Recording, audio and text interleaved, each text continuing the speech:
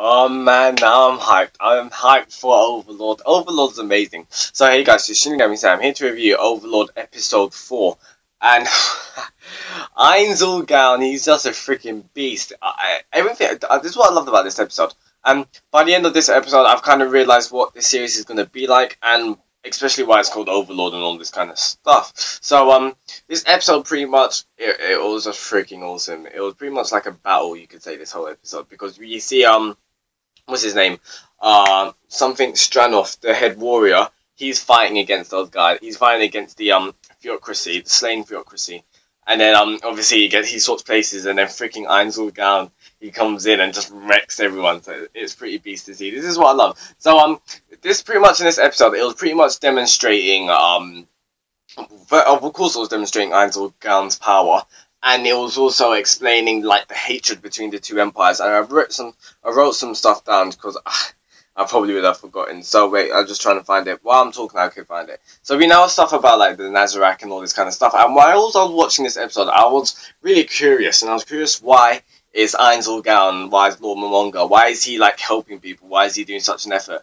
And we kind of find out the reasoning at the end of this episode, because at the last part of this episode, he's just like, oh, I'm declaring my new name. You should now call me Einzelgaun. Now go around the world and tell everyone of this name and stuff. So he's basically doing that because he thinks that some players, because obviously when the game server shut down, when that shut down, I'm guessing he weren't the only guy who stayed up all night to just literally play it, because if your game's getting shut down, if that server, you probably want to play it till the last breath. So I'm guessing some of his friends might be here, or some other people. So I wouldn't be surprised.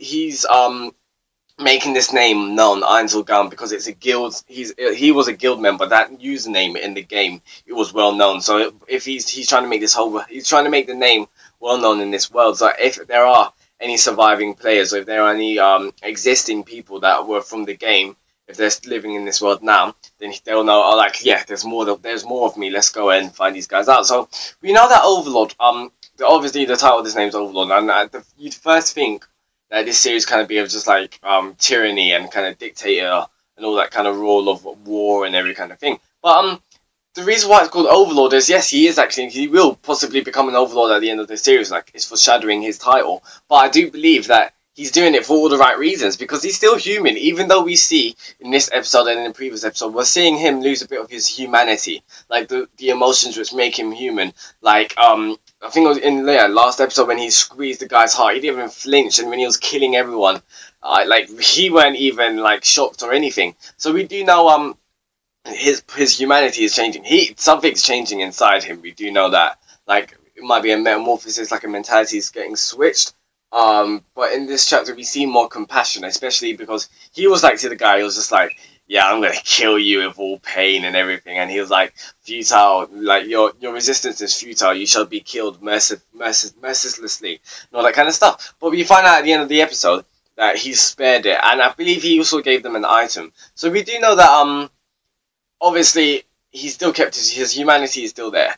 I do believe that, but I also believe that, like, there's a metamorphosis happening. Like, this whatever happened, this transformation or this transportation is obviously affecting him, and that's what I believe. Also, I want to talk about Stranov. Is that his name? I'm trying to see if I can find his name here. Feck. No, it's something Stranov. I can't remember his name, but I think it's something Stranov. Might not be sure, but basically he's the head warrior of, what empire is it called again? The Baharif Empire. He's like the head warrior, so he's the top dog. He's the one that defends everything, and he's a freaking beast. He's got his sword, and he's like sitting here with full on two hands, and he's just like his attacks were, it was just awesome, and I'm actually liking his character because he seems like a good man. At first, I think it was in episode 2, at the end of episode 2, it was just like, oh, check all the villages or something like that. So I honestly thought he was going to be a bad guy, but he's actually not. He's one of the good guys, and that's what I'm hyped about. I really do like his character. His character, it just seems quite simple, like, just want to get the job done and doing it all for justice, but like, the man's got, not even, motivation's not even the word, like, he really got cut down by like how many angels or whatever, and he's just getting back up, fully chuckling and everything. And this is what I really want to find out. I find that ironic, to be fair. Like these guys, the slain theocracy, they're like summoning angels and all that kind of stuff.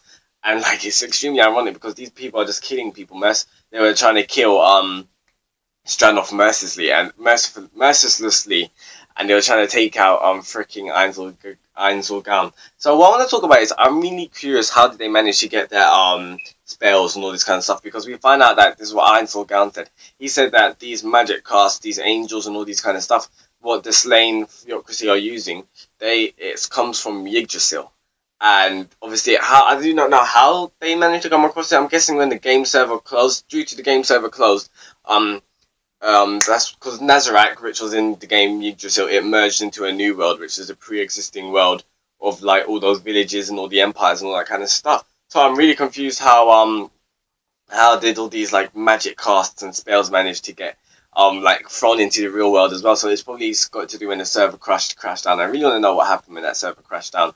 Also, we find that one of the guys, I'm guessing was the king of the slain theocracy of that empire, he said at the start of the episode when he was giving out the crystals, which was from Yggdrasil, he said it to the guy, he was like, this is like a gift from the gods, this is like a miracle. So honestly, I believe it's just like, it obviously did come crashing down from this when the server crashed, and when it appeared, they just thought it was like from a miracle, they probably just thought it was from the gods, just like, because they couldn't fathom anything else pretty much, because that's their reality. They don't think of anything else, of any other games or any other world or fake world kind of thing. So that's what I believe, to be fair.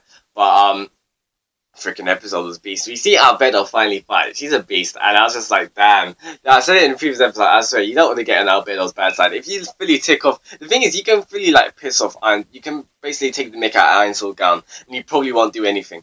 And then, boy, freaking Albedo's there, she'll like slice your head off, literally. She fully didn't see that other guy, like that was not needed. I don't even care, because that energy blast, whatever it was not gonna damage Ainsulgun in the slightest, but she was just like, oh, you're insulting him with such a pathetic technique, and fully like reflected it and just sliced the guy's head off. I swear, Albedo's got no chill. But either way, that was my review of episode 4 of Overlord. It's honestly becoming so amazing. It's only 12 episodes, I'm quite gutted by that, but I'm honestly interested. I'm hyped for the next episode. The endings and openings, I say every review, is freaking beast. So tell me in the comments below, what did you like of this episode? Are you hyped for the next episode? How do you think they got the magic cast and spells? How do you think the slain theocracy managed to get that? And this is Shinigami. Subscribe for weekly reviews of Overlord. I'll see you next week for Overlord episode 5. Goodbye.